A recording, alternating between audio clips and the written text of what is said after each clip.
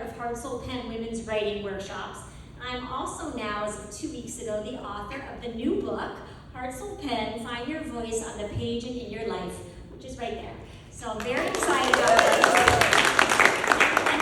And so I'm going to start by sharing a short excerpt from the book, and then we'll talk, and then I'm going to introduce our readers.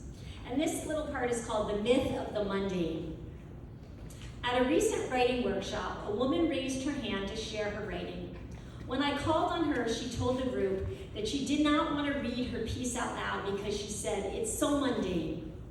With gentle encouragement, she shared a piece about caregiving for her husband, who was newly diagnosed with Parkinson's disease. She wrote about how she sometimes did not feel like caregiving, and how difficult it was to care for him and herself, and how hard and painful it was to adjust to a new life with his illness. Not only was the writing not mundane, but it was brave, important, poignant, and relatable to anyone who's ever cared for a loved one with an illness. Her piece was filled with grief, truth, loss, and hope. As a teacher, I find this happens all the time.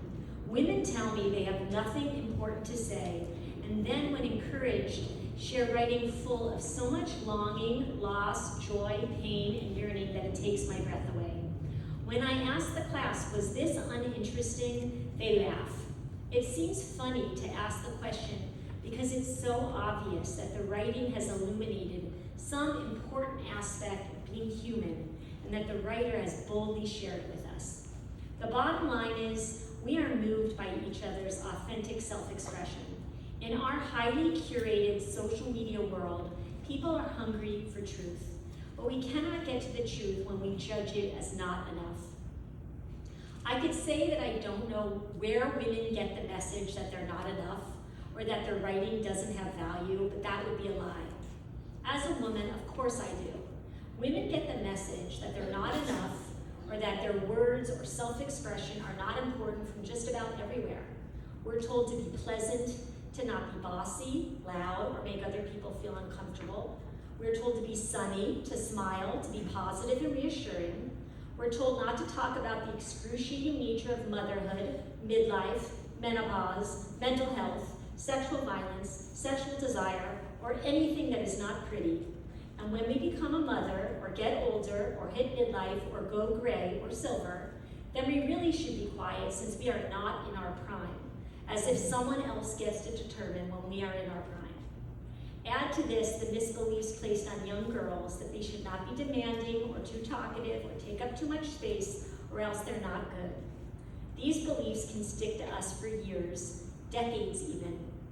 Is it any wonder that so many women think they do not have anything of value to say, or that they are not worthy enough to say it?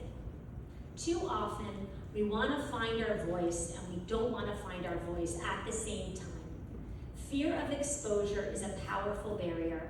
We have to be willing to give up the beliefs that keep us small, that do not serve us, that tell us we are not enough, if we want to unleash our words and our radical self-expression with ease.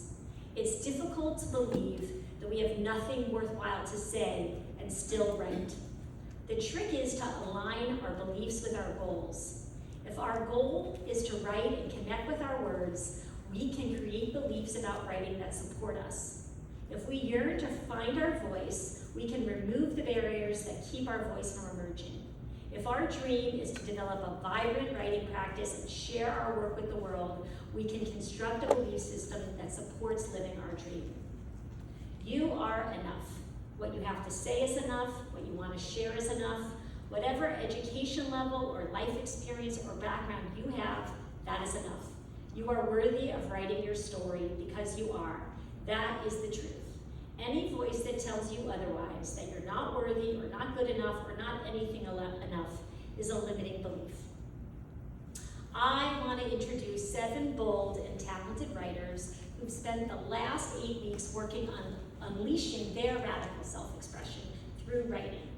You're going to hear works in progress that grew out of their courage, their vulnerability, and their willingness to unleash their heart and soul onto the page.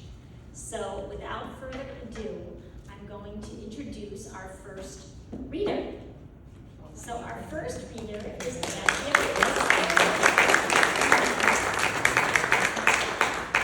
Our Lewis. Andrea is the mom of 2 college girls and a dog and works as an entertainment publicist.